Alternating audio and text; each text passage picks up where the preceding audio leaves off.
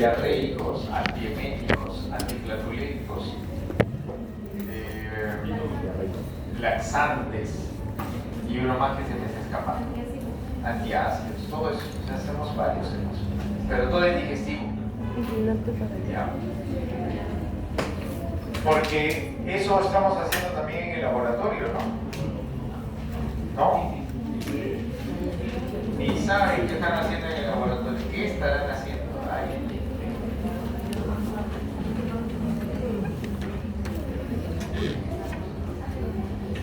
A ver, Sofía, ¿qué has hecho esta semana en el laboratorio?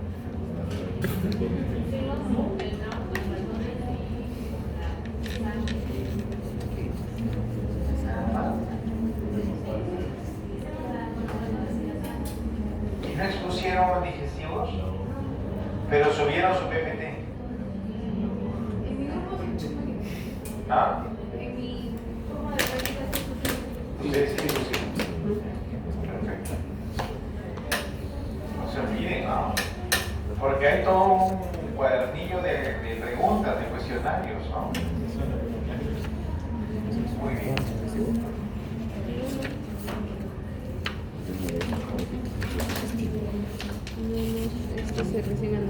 Bueno, entonces, cuando nosotros hablamos de la farmacología digestiva o fármacos en el sistema digestivo,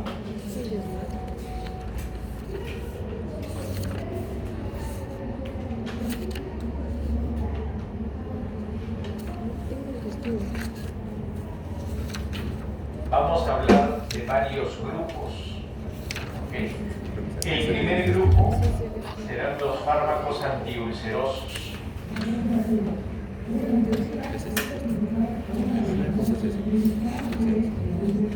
Y para poder comprender estos fármacos antiulcerosos, debemos reconocer que la integridad de la mucosa se da cuando existe un equilibrio entre los factores defensivos y los factores agresivos. ¿Ok? Tiene que haber un equilibrio. Entonces, si lo imagináramos como una balanza, vamos a tener aquí factores de agresión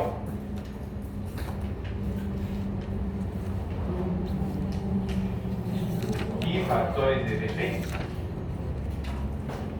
Esto en virtud de la integridad de la mucosa. ¿Cuáles serán los factores agresivos de la mucosa? ¿Cuáles creen que sean factores agresivos de la mucosa?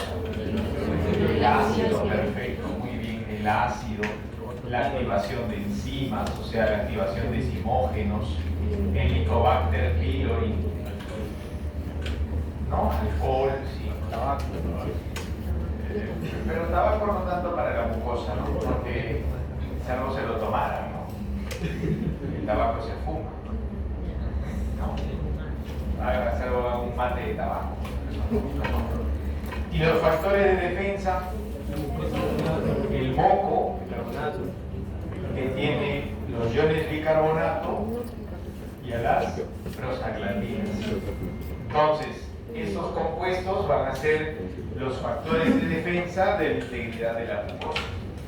Y tanto los factores de defensa como los factores de agresión deben encontrarse en equilibrio. Sin embargo, existen condiciones y variables por las que se puede vencer el equilibrio. Y al vencer el equilibrio y privilegiar los factores agresivos, entonces vamos a encontrar diversos niveles de erosión gástrica, de daño gástrico, ¿no? Podemos encontrar primero desde trastornos dispépsicos, ¿no? ¿Qué cosa es una dispepsia?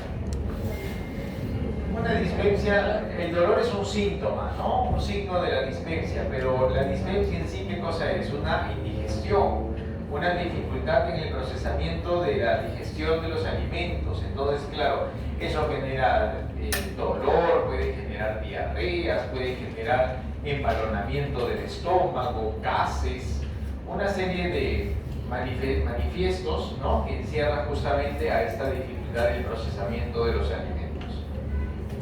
Puede puede haber una gastritis, ¿no? Si es que comienzo a vencer la balanza, empieza a privilegiarse por los medios agresivos, puede haber un mayor nivel de erosión, entonces puede haber una gastritis, podemos llegar a una úlcera, y ya en condiciones mucho más exageradas, ¿no?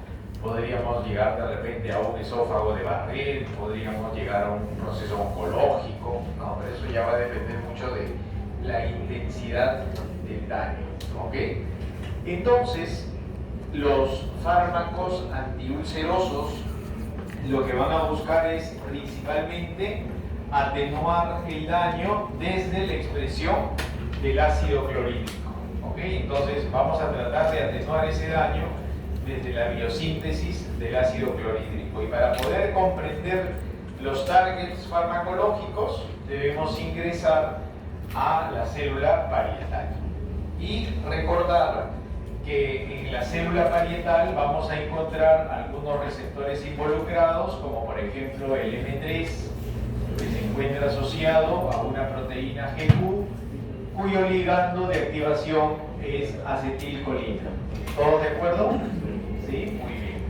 Tenemos otro receptor involucrado que va a ser el receptor de prostaglandinas, pero este receptor de prostaglandinas se va a comportar más bien como un eje de atenuación de la expresión del ácido, ya que su proteína de transducción de señal es una proteína G inhibitoria.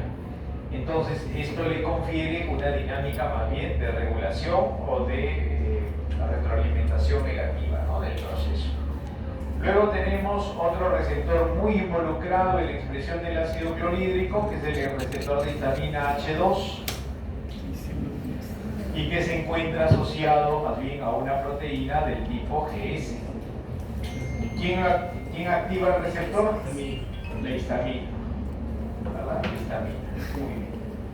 ¿Ok? ¿Razón? La histamina.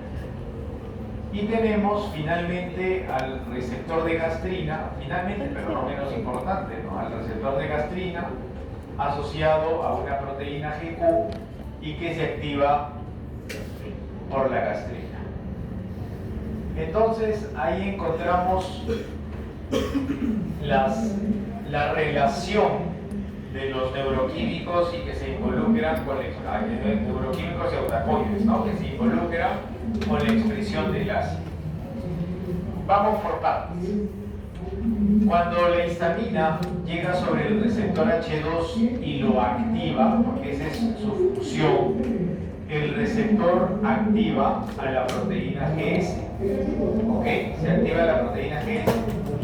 Qué pena que haya ese conflicto de audios, ¿no? Pero me escuchan, ¿verdad? No hay mayor problema. Vamos a levantar un poquito el volumen para ganarles, por lo menos en el piso 7. Entonces, le decía que cuando la histamina llega sobre el receptor de histamina, en este caso H2, porque es célula parietal, ¿no? Por ser célula parietal estaríamos hablando del receptor H2, y lo activa, se activa la proteína de transducción. A la activación de la proteína de transducción se activa el sistema efector, que es adenilato ciclasa, intracelularmente, ¿no? Adenilato ciclasa. Adenilato ciclasa promociona la expresión del segundo mensajero, que en este caso es AMP cíclico desde ATP, y este AMP cíclico promociona la activación de la proteinquinasa, que va de una versión inactiva para poder ser proteinquinasa en versión activa. Hasta aquí, nada nuevo. Dinámica de la proteína GS. Pero como es célula parietal, esta proteinquinasa determina la activación de la bomba de protones. ¿Ok? Entonces, esta proteinquinasa en la cara luminal lo que va a hacer es activar a la bomba de protones. Y la bomba de protones es un sistema donde encontramos asociados proteínas de antitransporte con proteínas de cotransporte. ¿Ok? Eso es una bomba llamada bomba hidrógeno potasio ATPasa o bomba de protones. Bomba hidrógeno potasio ATPasa. Y esta bomba hidrógeno potasio ATPasa lo que hace en la dinámica de antiport, porque como les decía, tiene dos proteínas asociadas, un antitransporte y un cotransporte. El antiport lo que hace es intercambiar potasio, o sea, modula la salida de potasio por el ingreso al lumen del estómago del ion hidrogenio.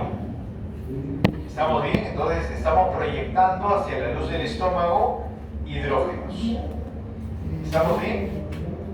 Pero este hidrógeno llegó a la luz del estómago por la salida ¿de quién? De potasio. Y ese ion potasio va a regresar a través de un cotransportador. Pero recordemos, la dinámica de un cotransporte es movilizar dos o más iones en un mismo sentido, en una misma orientación. Bajo esa observación, entonces, estamos dejando ingresar a potasio, pero con el ion cloruro.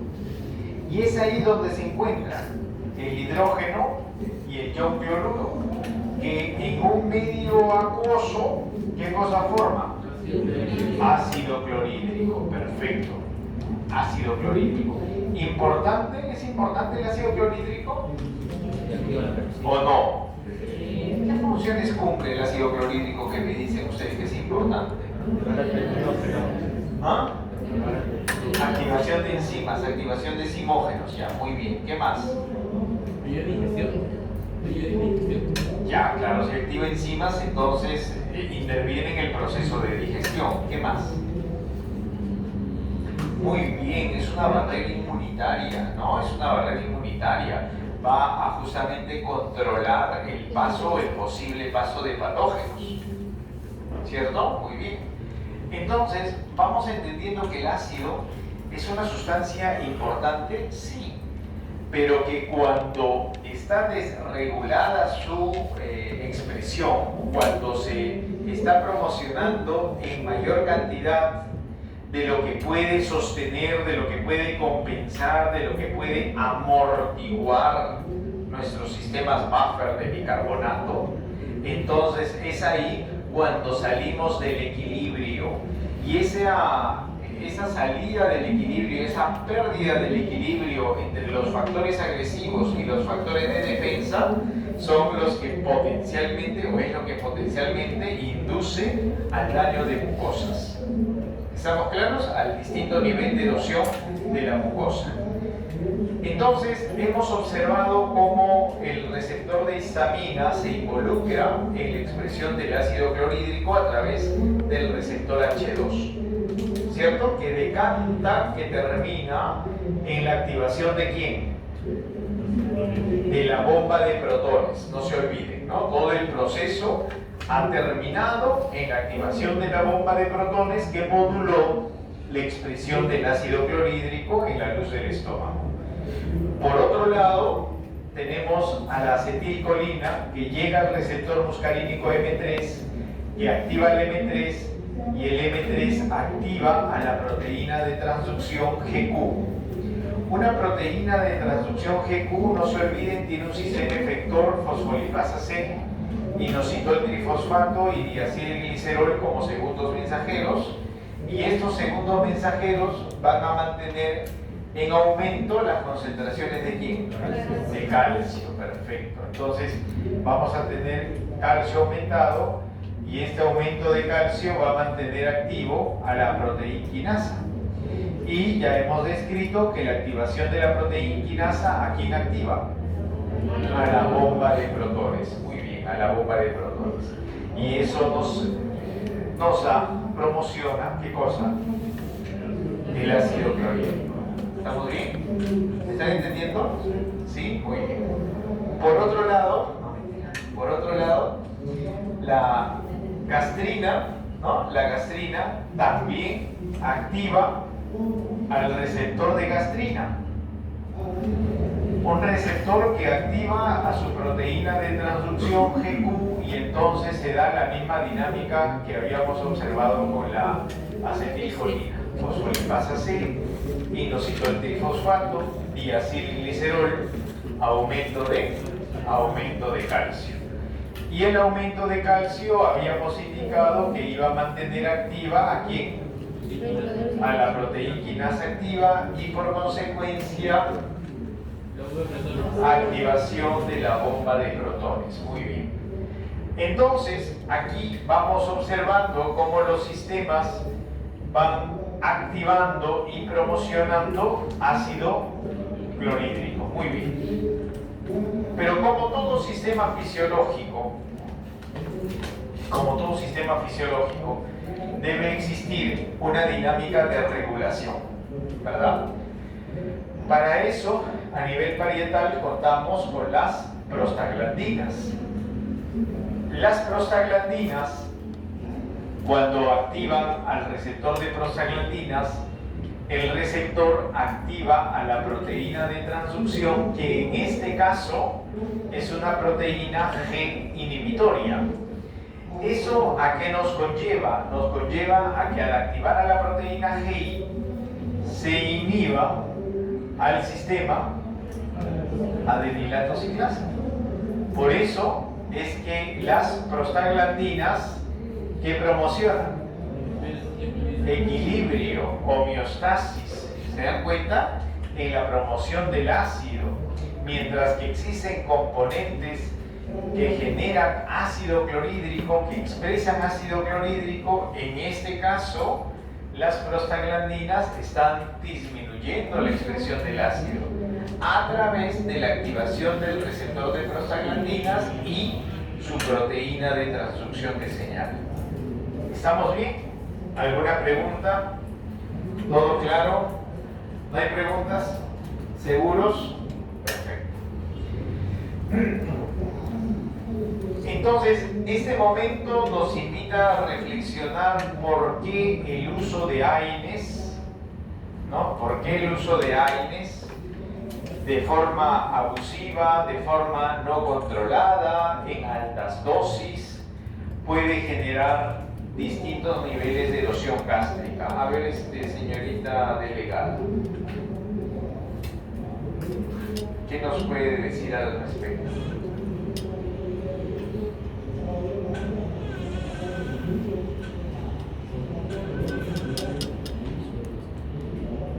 Sobre los AINES.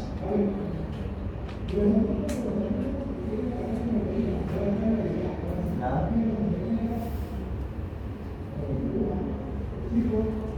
A ver, ¿tu nombre? Ariana. A ver, Ariana, ¿por qué los AINES producirían úlceras, gastritis si se consumen en altas dosis o por tiempos muy prolongados?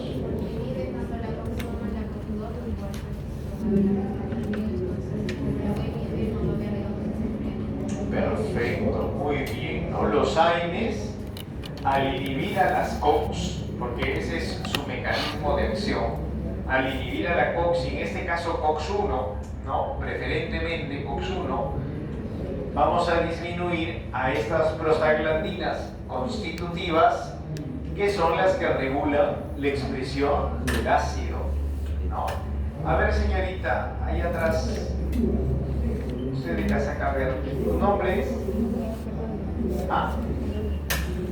¿Cómo? Fernanda. Fernanda. Mencióname un AINE no selectivo. Silencio. Solo Fernanda.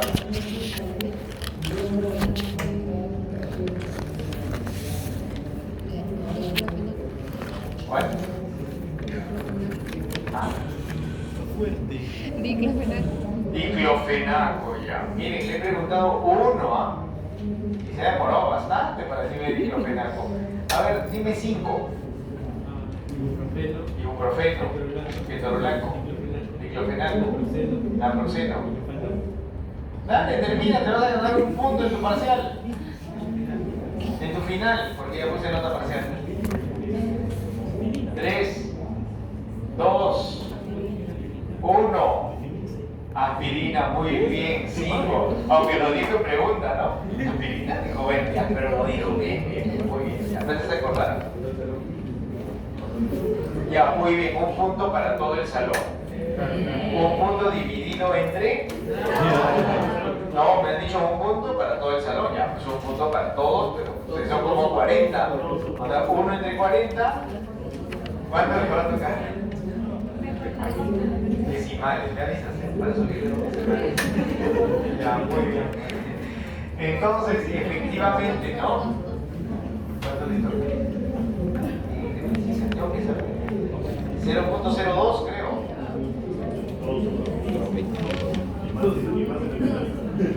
0.025, eso no suma nada. Ya, muy bien. Pero eso es subjetivo. Para que no digan, el profesor es un intransigente. No cumple nuestros pedidos. Perfecto. Entonces, ahí vamos encontrando de qué manera los AINES se involucran, ¿no? De qué manera los AINES se involucran de manera negativa en la promoción, en la erosión gástrica, ¿no, Alessandra? ¿Y por qué el Celecoxib no? Porque es un inhibidor selectivo de la función. Y en realidad sí puede dar efecto, pero es más selectivo de la función. Muy bien, ¿no? O sea, el Celecoxib sí podría también tener un efecto gastrolesivo, pero cuantificablemente menos que un COX no selectivo, ¿verdad? ¿Por qué? Porque estas prostaglandinas son las que vienen del metabolismo de COX-1, recuerden, o sea, son prostaglandinas constitutivas, mientras que las prostaglandinas que vienen de COX-2 se les llama prostaglandinas inducibles, son las que generan inflamación, dolor, fiebre, esas son de COX-2, esas son de COX-1. Por eso es que cuando hablamos de Celecoxib, Lumberacocib, Valtecocib, Bertacocib, Rofecoxib, tienen cuantitativamente menos impacto, ¿no? Menos impacto que un COX-1 selectivo, que un COX-2 selectivo, o que un, AINE no selectivo, ¿no? Entonces ahí encontramos la oportunidad de los fundamentos que vienen en su evaluación del consolidado 2. ¿Ya? ¿Alguna pregunta? ¿No hay preguntas? ¿Todo claro? A ver, señorita, a ver la Miss. La Miss Continental. No, ¿Miss qué es? Miss sexto ciclo. ¿Y el Mister quién es? Ay, pero Ismael es en la otra sección. Ya. A ver, Miss. A las Misses siempre les hacen preguntas, ¿no? A ver, Miss. Bajo lo que ya expliqué, ¿dónde consideras que se encuentran los blancos terapéuticos para la disminución de la expresión del ácido? Déjenla pensar a la misa.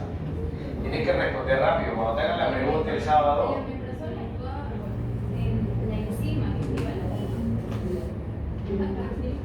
Ya. Entonces la bomba. Muy bien. Otro.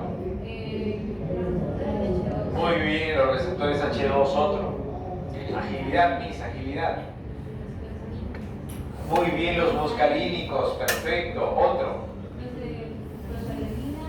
Pero ¿cómo? ¿Activándolos o bloqueándolos? Activándolos, ¿verdad? Había que activar el receptor de prostaglandina. Perfecto. Otro. Los receptores de gastrina bloqueándolos. Perfecto. Muy bien, Miss. Agilidad. Eso es, hay que responder rápido. Entonces, cuando efectivamente queremos disminuir la expresión del ácido, lo podemos hacer bloqueando H2, bloqueando M3, inhibiendo bomba, activando receptor de prostaglandinas. Muy bien, perfecto. También se podría lograr desde el bloqueo del receptor de gastrina. Sin embargo, aunque hay dos moléculas ahí, proglumina y benzotrip, esos no han tenido mayor significancia clínica, o sea, no han demostrado un efecto totalmente bueno, entonces no se utilizan. Pero sí, antiguamente se utilizaban los anticolinérgicos. Y digo antiguamente no porque ahora no existan, sino que recuerden que cuando bloqueamos receptores M3, potencialmente bloqueamos varios M3 y los M3 están muy distribuidos, entonces la oportunidad de desarrollar eventos colaterales es bastante alta. Ahí tenemos, por ejemplo, a la pirenzepina y a la telenzepina.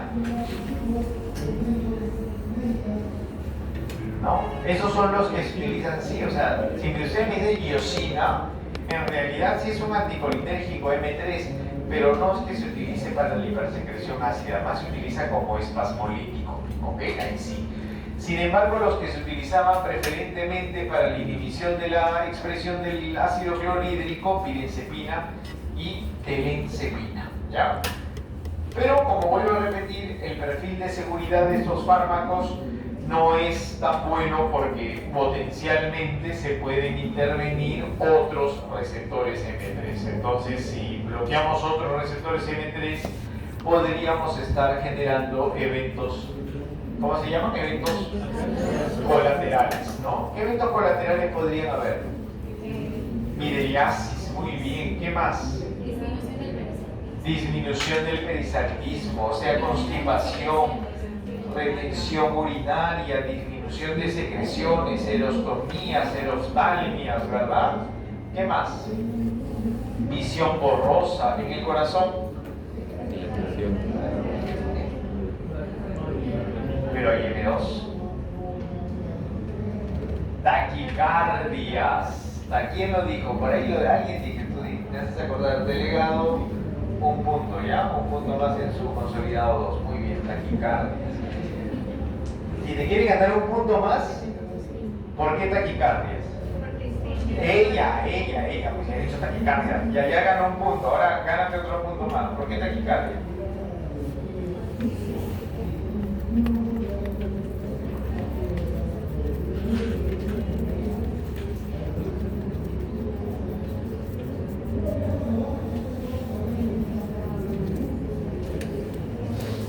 Pero no los estamos bloqueando.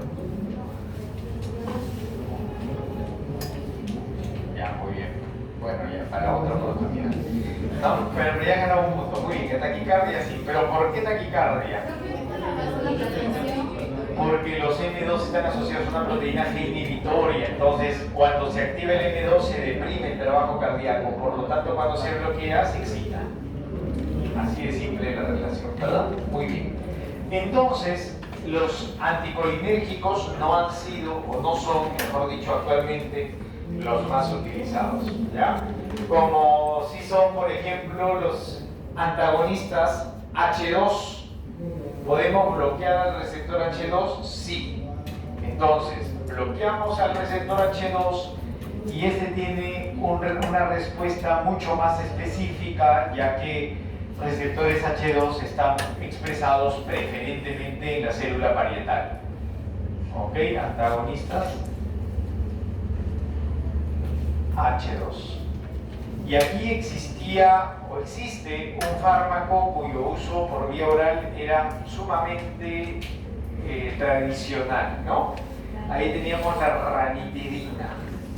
Pero esa ranitidina hace unos meses atrás, hace unos años atrás, por vía oral se dejó de utilizar. ¿Por qué razón? Porque el metabolismo de esta pastilla genera moléculas de nitrosaminas, ¿no? Sí, pero el nombre es un poquito más largo, pero bueno, vamos a dejarlo como nitrosaminas. Y estas nitrosaminas son potencialmente oncológicas, oncogénicas. ¿Ok? Por esa razón es que la ranitidina por vía oral actualmente está descontinuada. ¿Se sigue utilizando por vía intravenosa? Sí, pero por vía oral no. ¿Ya? El metabolismo del primer paso, sí, ¿de quiénes son esas cositas? Para que le ayuden a la compra. ¿De nadie? Aquí. Ya estamos, gracias. Entonces, el uso de nitrosaminas, la expresión de nitrosaminas desde ranitidina oral es lo que ha limitado el uso en esos tiempos, ¿ya? Lo que sí se utiliza es la ranitidina por vía intravenosa, ya que no genera el metabolismo que promociona las nitrosaminas, ¿sí? Es un muy efectivo inhibidor de la secreción ácida por bloqueo H2, con algunas reacciones adversas como por ejemplo hipersecreción ácida de rebote, en adultos mayores puede generar confusión, hostilidad, en pacientes hospitalizados también, pero muchas veces el paciente hospitalizado desarrolla estos propios sentimientos por el propio hecho de estar hospitalizado, ¿no? Eso se vuelve más hostil, a veces confuso, entonces, bueno. No solamente está la ranitidina, ¿no? Está la famotidina, la cimetidina, la nisatidina. Y la cimetidina, ojo, ranitidina, cimetidina, famotidina, nisatidina. Nisatidina, famotidina, cimetidina, ranitidina, ¿ya? La cimetidina tiene propiedades antiandrogénicas, por eso es que produce ginecomastia, ¿ok? La cimetidina tiene propiedades antiandrogénicas y puede promocionar ginecomastia, eso es importante. ¿Te fastidia el parlante, Luisa? No te quedas sordo, por favor. Ya. Vienes inseguro a la clase, muy bien.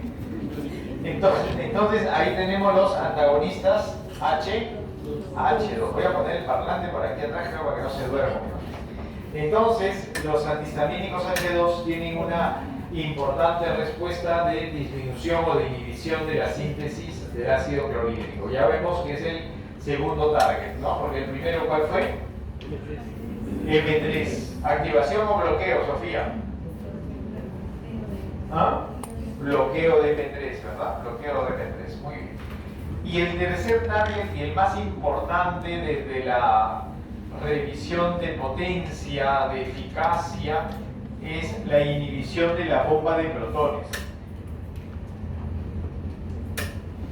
a través de los IBP, ¿ok? Los inhibidores de bomba de protones, donde está omeprazol, pantoprazol, esomeprazol, lansoprazol, inhiben irreversiblemente la bomba de protones, inhiben irreversiblemente la bomba hidrogenopotasia tepeasa.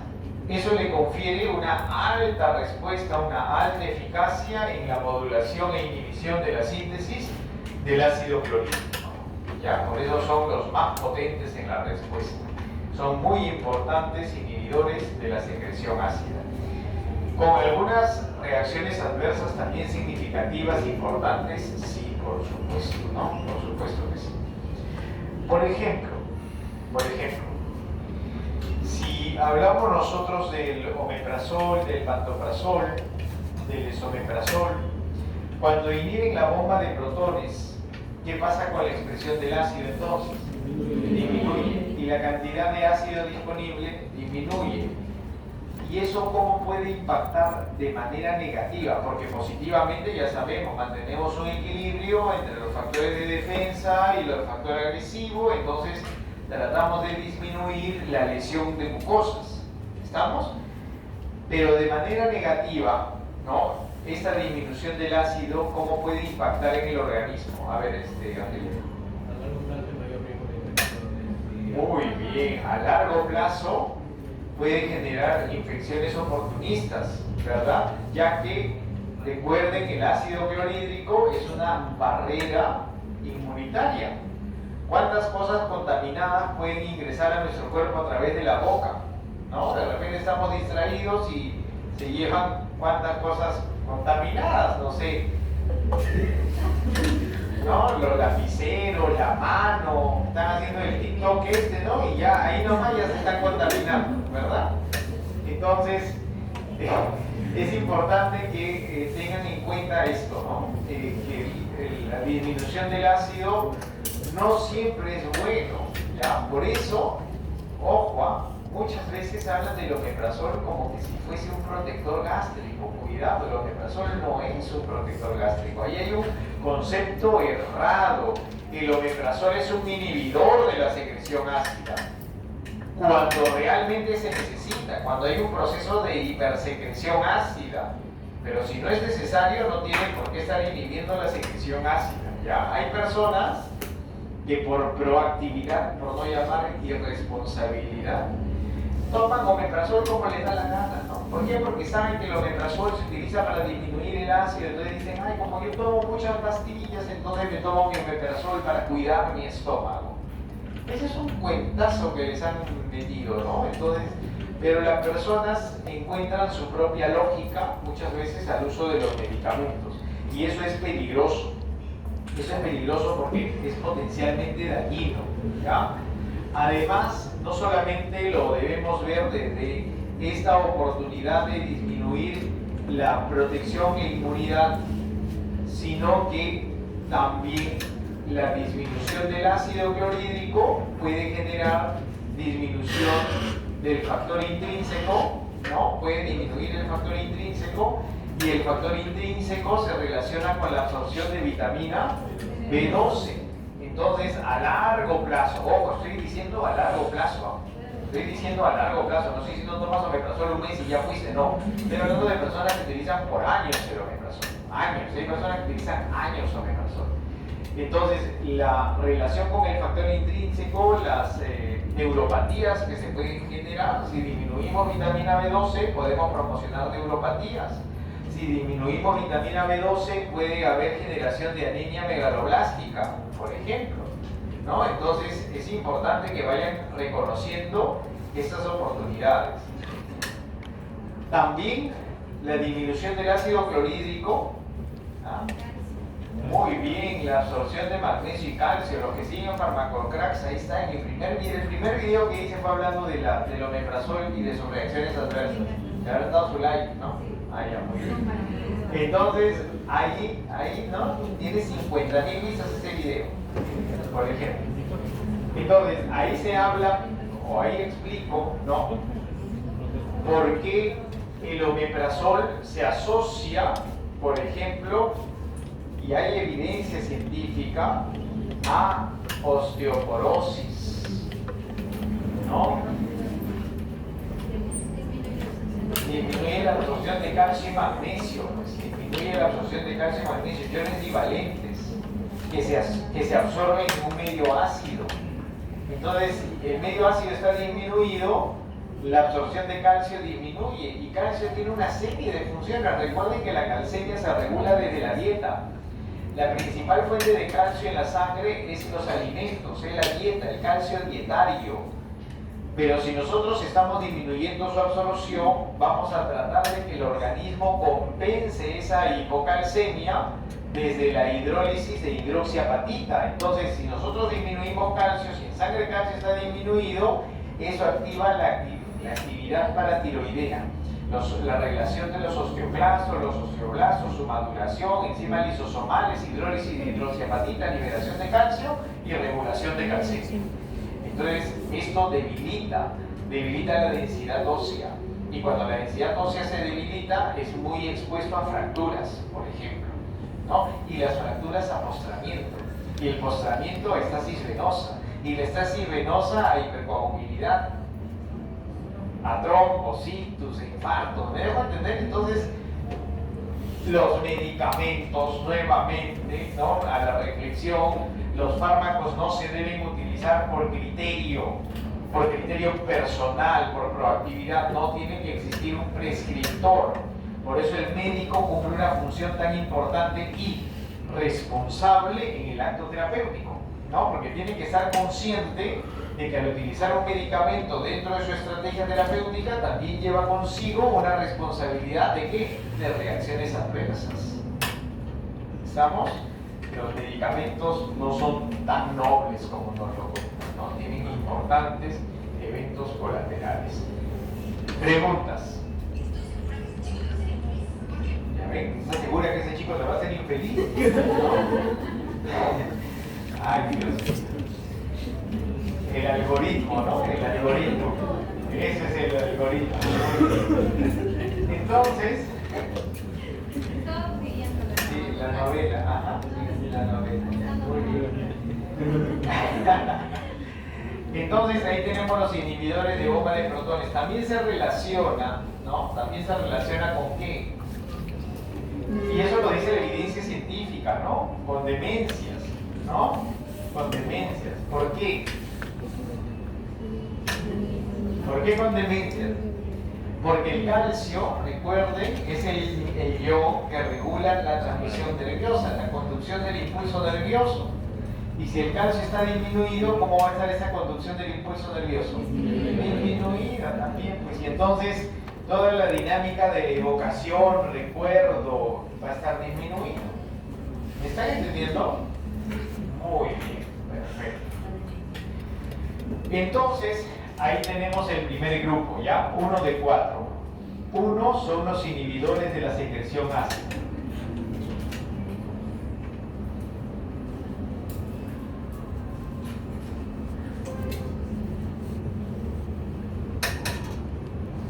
Y aquí tenemos 3 subcategorías. Señorita Caminada, ¿cuáles son las 3 categorías? ABC. Muy bien, los IBP. Otro. Muy bien, antagonistas H2.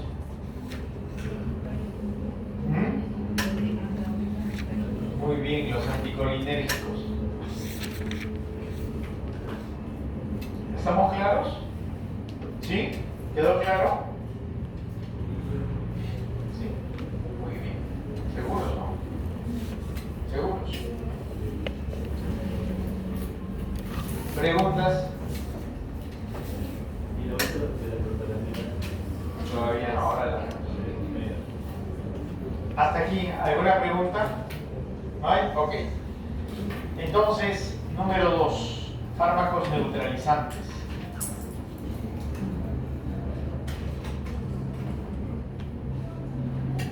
Aquí en los fármacos neutralizantes nos referimos a fármacos de acción inespecífica. ¿Cuándo hablamos de un fármaco de acción inespecífica? A ver. Muy bien, no tienen diana molecular. ¿Quién dijo? ¿Quién dijo primero?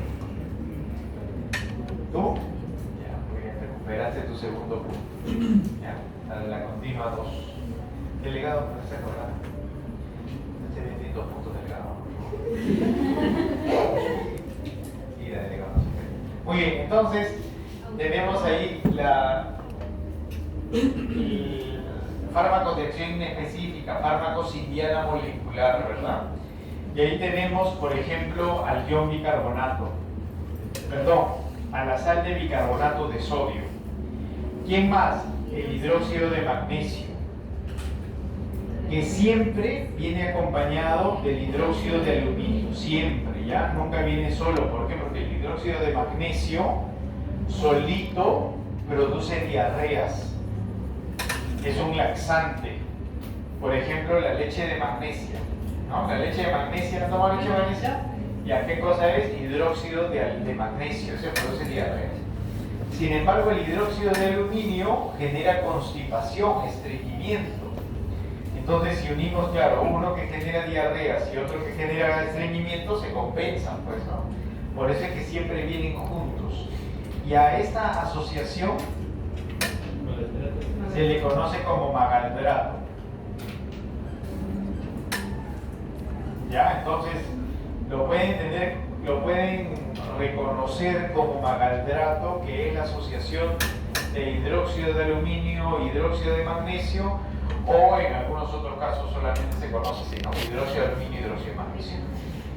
El Milanta, claro, ese es el nombre comercial, ¿no? Entonces, ¿qué sucede cuando se une con el ácido clorhídrico? Vamos a ver, como se encanta la parte química y los fundamentos, entonces vamos a ver qué sucede aquí, ¿no?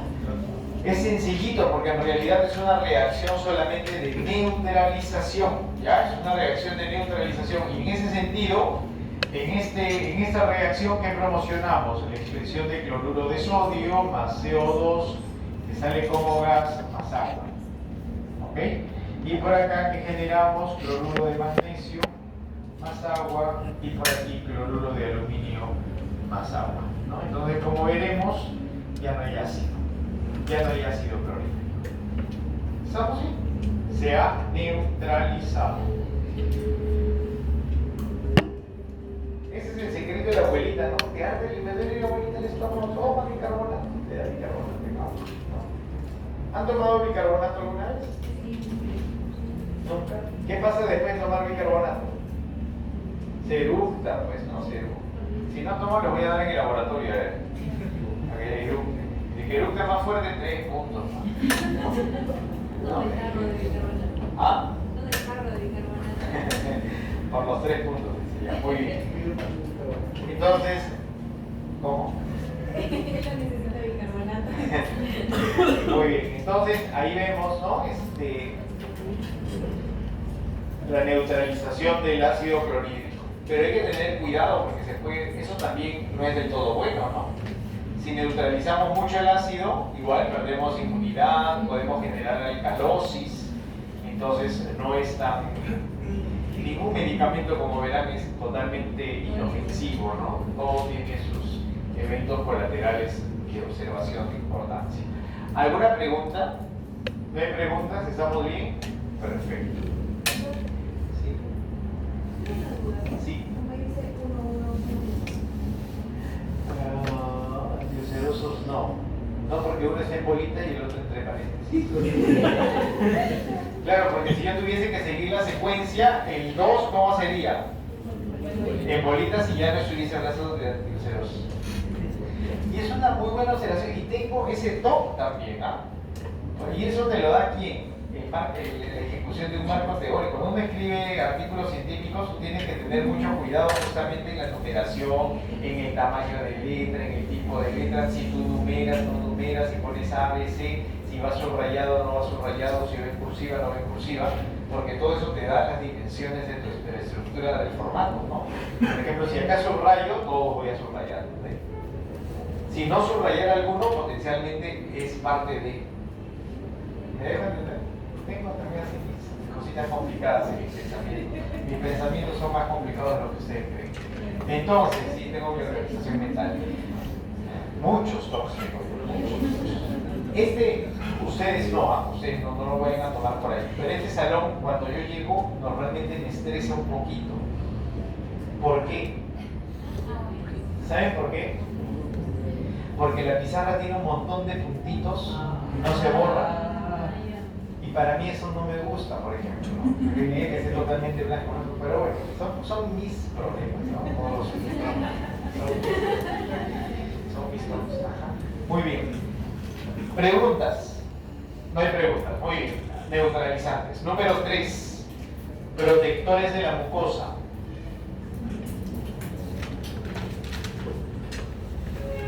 Ahora sí, ¿no? Vamos a hablar de protectores de la mucosa.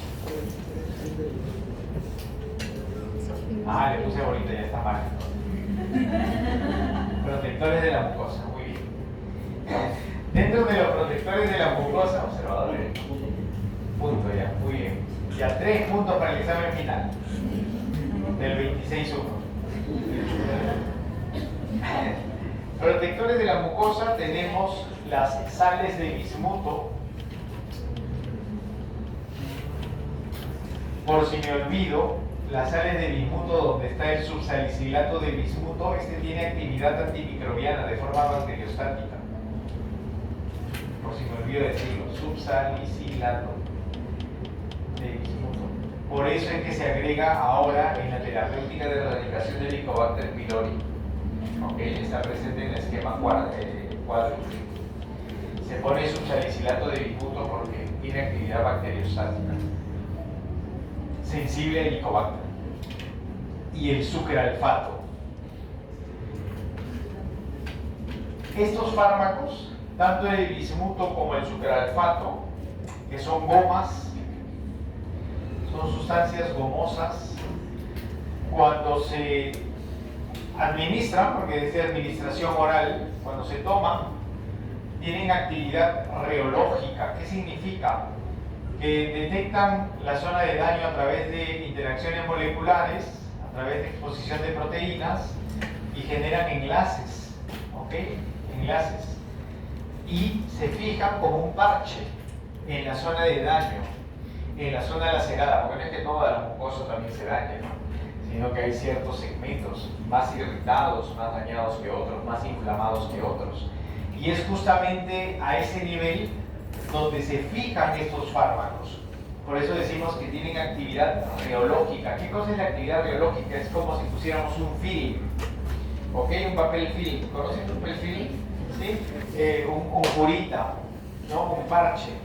Y entonces, ¿qué vamos a evitar con esto? El ácido sigue ejerciendo daño, porque el ácido es fumante, no es quemante, y entonces no permite la cicatrización.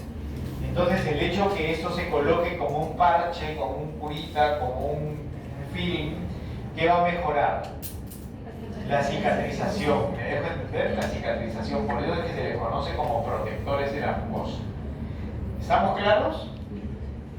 Algunas diferencias, bueno, sucralfato. En el caso específico de sucralfato, este promueve la secreción de moco, y recuerden, el moco viene con su ion bicarbonato y con prostaglandinas. ¿Ya? El moco viene con bicarbonato y con prostaglandinas. Entonces, si tuviésemos que comparar, perdón un ratito,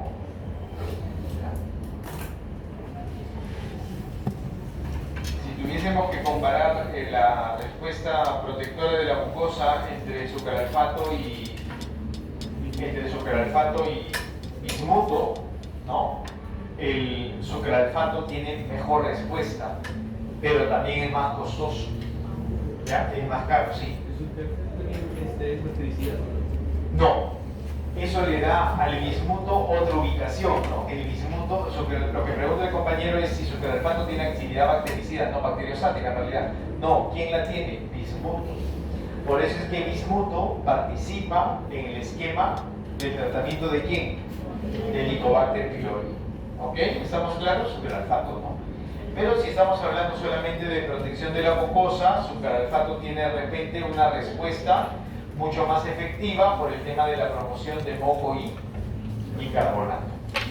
Una diferencia también que presentan entre ellos es que bismuto, ¿no? El bismuto, las sales de bismuto, el subsalicilato de bismuto, se oxida a nivel digestivo. ¿Ok? Y esta oxidación a nivel digestivo, ¿qué le da? ¿O qué genera? ¿Qué produce? Oscurecimiento de las heces. Las heces, durante el tiempo de uso de bismuto, salen oscurecidas, negras, parduzcas, ¿ya? Y es más, unos días después también de la última toma de bismuto siguen defecando de un color negruzco. Y esto es importante que lo tengan en cuenta. ¿Por qué? Porque cuando el paciente, ¿no?, utiliza este medicamento y el prescriptor no le informó de esta situación, se asustan. Creen que están defecando sangre, ¿no? Y entonces dicen, esta doctora, doctor, su receta no sirve para nada, ese médico no sabe, ¿no? Porque ese es el juicio de las personas, ¿no? Hacen un juicio muy rápido, muy ligero. Pero no es eso, sino que de repente sí no tuvo la diligencia de informar, de avisar, de comentarle que durante el tiempo del tratamiento sus heces van a estar oscurecidas, pero que es una reacción inofensiva en realidad del fármaco. ¿Sí? Mientras que el medicamento esté en el organismo, puede pasar eso. Y unos días después, porque siempre quedan ciertos residuos, ¿no?, ciertos rastros, ya después eso se normaliza. En algunas personas también afecta la lengua, por ejemplo, ¿no? La lengua se oscurece. Pero eso cuando hay mayor problema de higiene, ¿no? Entonces no se lavan la boca continuamente, entonces el medicamento se queda ahí en la lengua y eso puede oscurecerla, ¿no? Estamos bien unos días, no está con la lengua negra siempre, ¿no? Unos días, por supuesto. ¿Estamos claros? ¿Me están entendiendo? ¿Alguna pregunta? Muy bien. Entonces, otro protector importante de la mucosa es los análogos de prostaglandinas.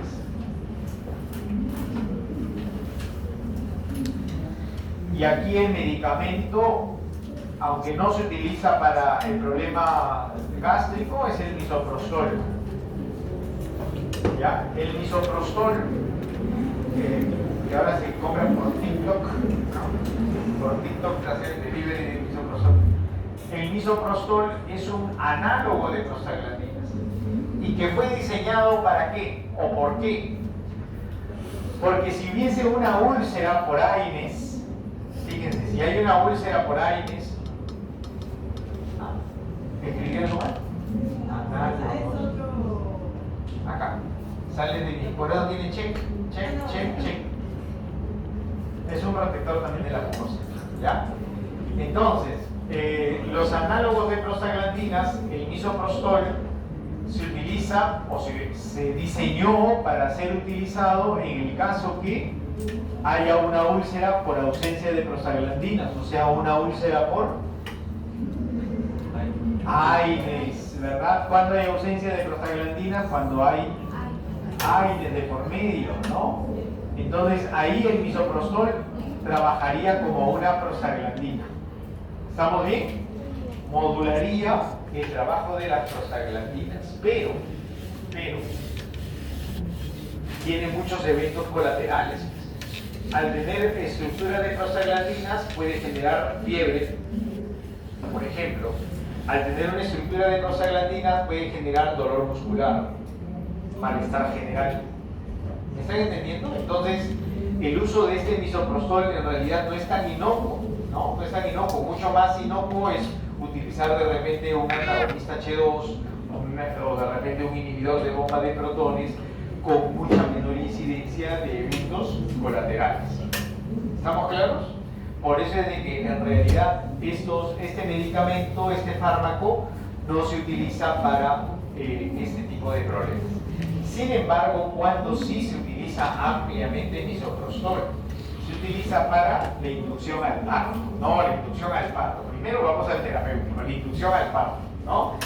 Cuando el ginecobstetra considera de que ya se han dado las condiciones necesarias y suficientes de evolución de la gestación y ya se necesita inducir al parto y de repente esto no se está dando de forma natural y ya el tiempo es el reglamentario, entonces coloca una, y sobre todo si viene el fin de semana y sabe que la mujer es primeriza y se le va a venir el parto y le vamos a lograr el doctor el fin de semana, entonces ¿qué hace? Le pone un pedacito de misoprostol, ¿no? La inducción de parto. Es una dosis muy pequeñita de misoprostol, ¿ya? ¿A qué cuánto viene el misoprostol? ¿De 25? ¿Sí? Entonces le pone un octavo, en promedio, entre un cuarto y un octavo de misoprostol. Entonces saquen su cálculo, ¿cuánto le están poniendo? No sé, 25 más o menos, ¿no?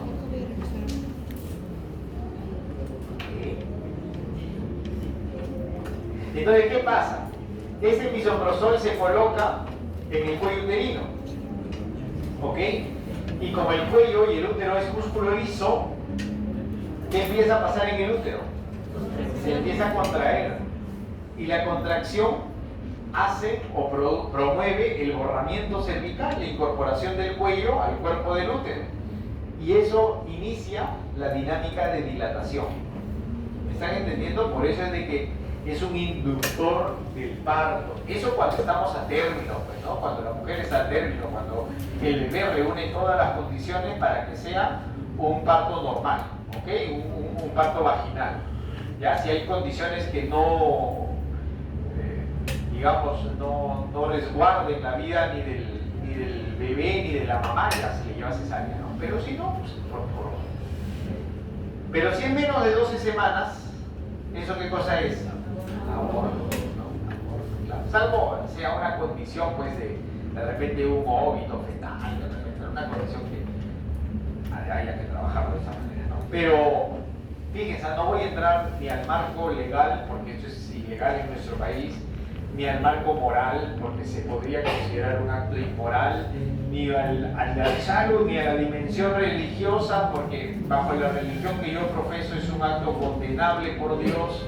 Ya no voy a entrar a esa esfera, porque ahorita estoy con mi sombrero de farmacólogo y solamente le voy a hablar de la parte farmacológica y terapéutica. Ya no, por si acaso no van a decir, profesor, pues habla del aborto, que se puede hacer así, exacto. No, ya solamente estoy explicando.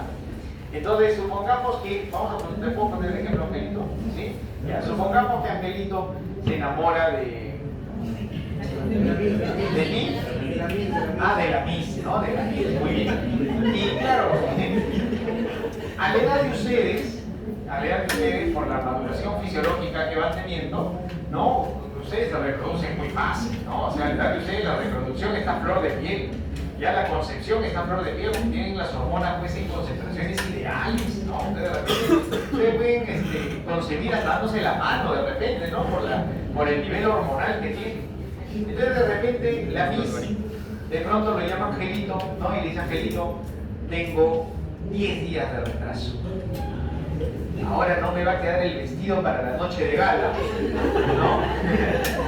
Y Angelito preocupado sale, no, pensando, y ahora ya, mi beca, mi primer puesto, ya. Entonces, va caminando, cruza el puente y de repente a mitad del puente sale un letrerito: atraso menstrual, solución inmediata.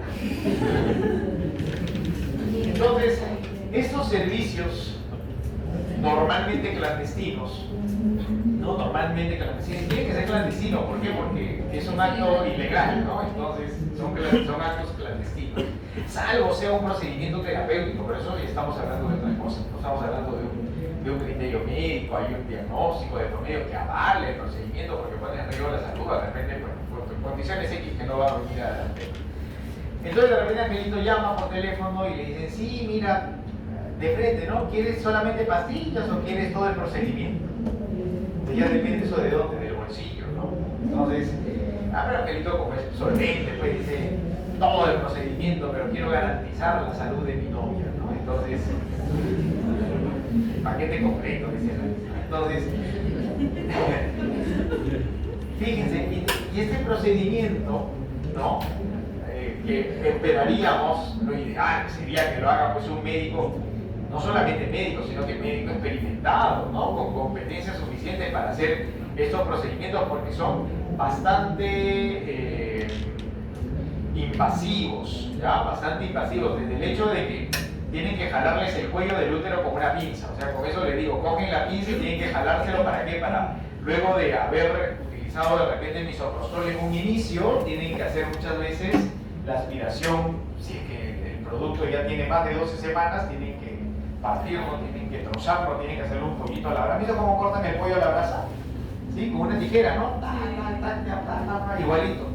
Meten tijeras por dentro y comienzan a trozarlo, ¿no? Y empiezan a salir por ahí una piernita, media cabeza, un ojo, ¿no? Una manita, un bracito. Es triste, ¿no? Entonces, es fuerte, es fuerte. Bueno, y entonces ahí tienen un gran riesgo, ¿no? ¿Por qué? Porque si después el útero no se contrae de nuevo, empieza a sangrar, puede haber una hemorragia y mueren chocadas, pues, ¿no? El problema es que mueren chocadas porque no les dan el soporte necesario. Entonces, eso es un gran riesgo. Otro riesgo, que les pueden perforar el útero, ¿no? Recuerden que las cándulas, perdóname, primero inician con dilatadores, ¿no? Si su cuello del útero, si nunca han parido, son chiquititos, ¿no? Un puntito. Y eso tienen que dilatarlo, pues entonces empieza uno, dos, otro, comienzan a cambiar, entra un plumón después, no mentira, pero entra una cánula que luego tienen que aspirar, ¿no? Tienen que ir aspirando todo el contenido. Eso sí se hace, por supuesto, como una aspiración intrauterina.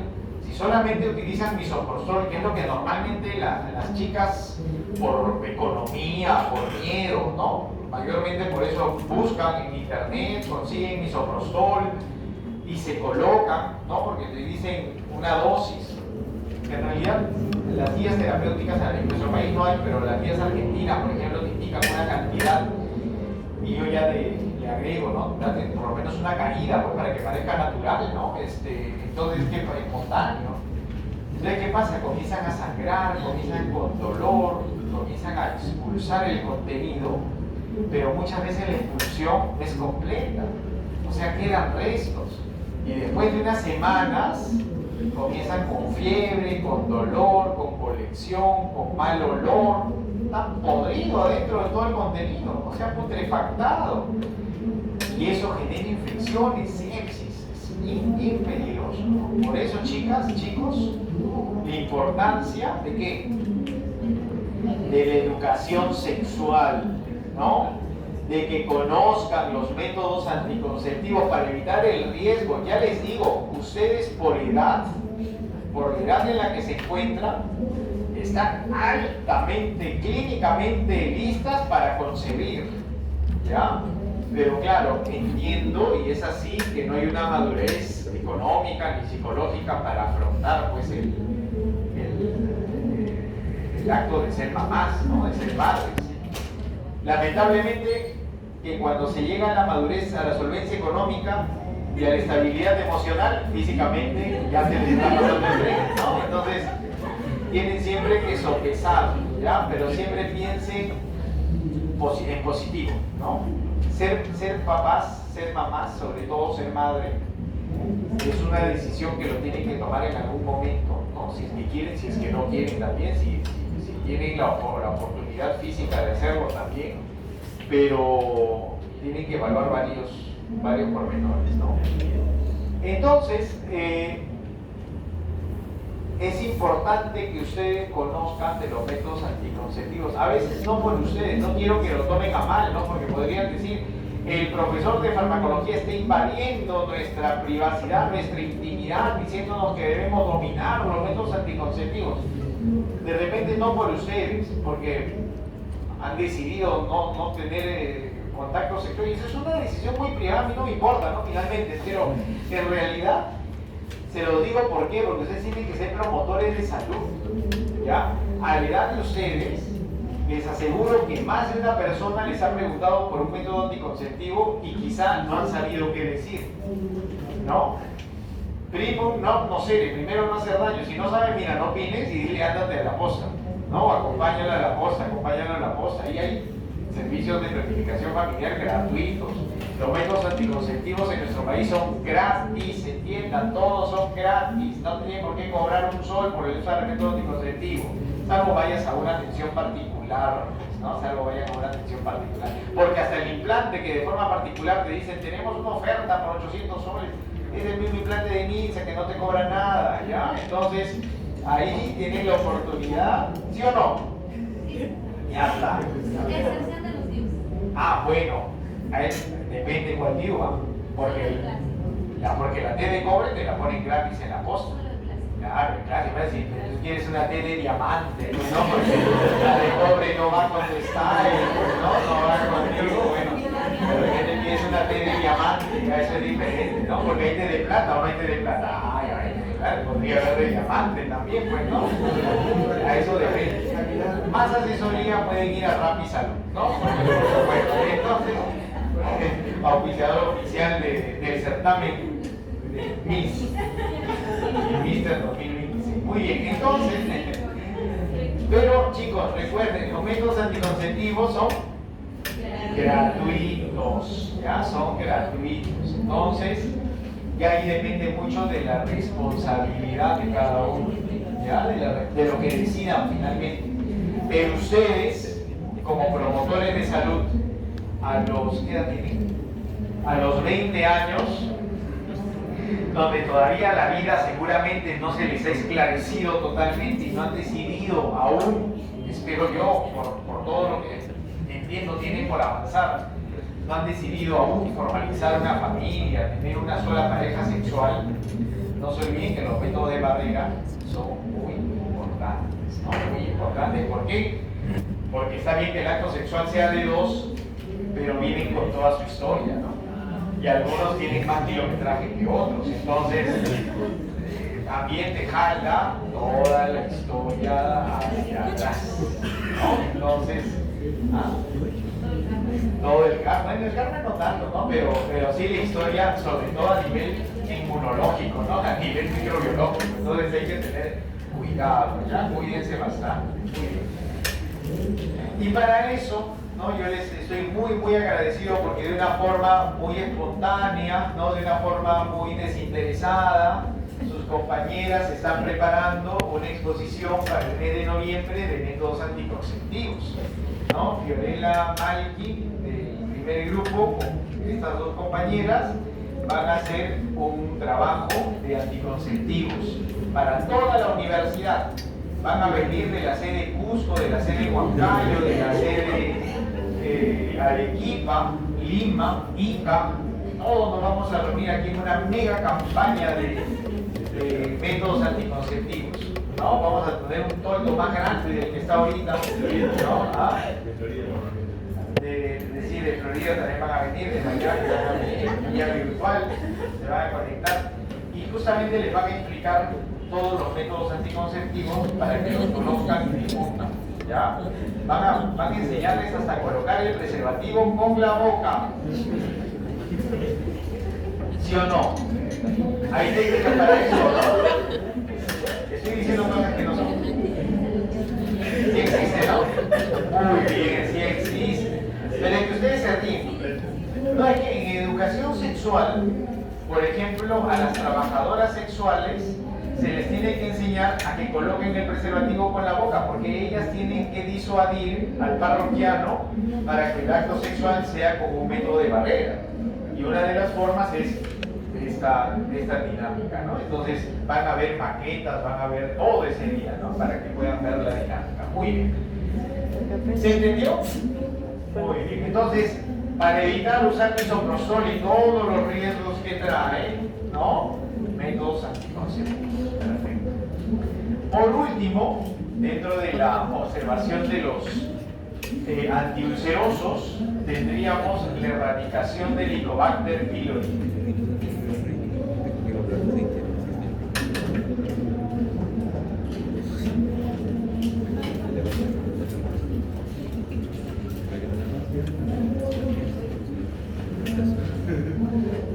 Así que Angelito camina tranquilo, todo era una simulación, nada más, ¿no? Respira, Angelito, respira. Muy bien. Entonces, erradicación del Helicobacter pylori. Recuerden que el Helicobacter pylori es una espiroqueta gram negativa, o sea que es una bacteria, ¿no? Una bacteria. ¿Ok? Y por ser una bacteria, entonces se debe tratar con antibióticos. ¿Ok? Al ser una bacteria, el tratamiento tiene que ser con antibióticos. Y el tratamiento clásico es el tratamiento triple. Aunque las nuevas guías terapéuticas ya van adaptando nuevos tratamientos que se los voy a dejar de tarea. El tratamiento triple, ojo, el tratamiento triple está estructurado por un inhibidor de bomba de protones, un IBP, que puede ser lansoprazol, pantoprazol, omeprazol, ¿no? Claritromicina,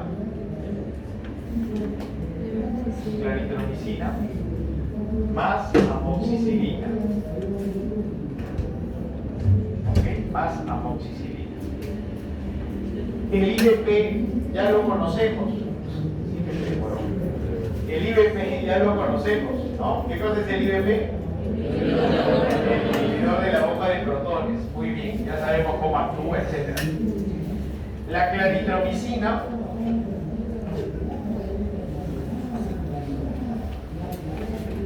es un macrólido. ¿Ok? Es un macrólido. Este macrólido inhibe la síntesis de proteínas.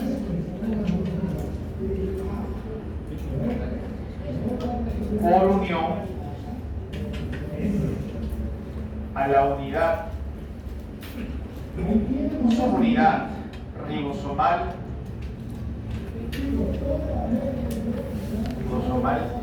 50S.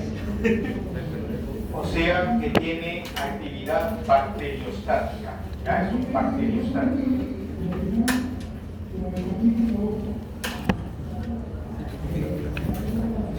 Perfecto. Entonces, el fundamento de la claritromicina es que al ser un macrólido, ¿qué es lo que hace? Inhibe. Lea, ¿qué hace? Inhibe, ¿qué inhibe? ¿No? El macrólido, ¿qué hace? Inhibe síntesis. La síntesis de proteínas. Proteínas dice ahí. Inhibe la síntesis de proteínas. ¿Por qué? Por unión ¿a dónde? A la subunidad ribosomal 50S. No se olviden entonces. ¿Ya? Entonces, ¿qué pasa con una bacteria que no sintetiza sus proteínas? ¿Por qué? Porque las proteínas cumplen funciones metabólicas, enzimáticas, de estructura, ¿verdad? Funciones de almacenamiento, funciones de relación, de comunicación, un montón de funciones. Entonces, si esta célula procariota no tiene la capacidad de desarrollar sus proteínas, se destina a morir. ¿Ya? Y el sistema inmunológico se encargará justamente de determinar su destrucción. Por ahí la claritromicina. ¿Y el otro antibiótico cuál es? La amoxicilina. final. Estoy explicando el detalle, la referencia farmacodinámica porque todavía no hemos visto antibióticos, por eso lo estoy explicando, ¿ya? En el caso de la amoxicilina es una penicilina de tercera generación o una aminopenicilina que inhibe a las enzimas dice ahí, ¿ya? Carboxipeptidasas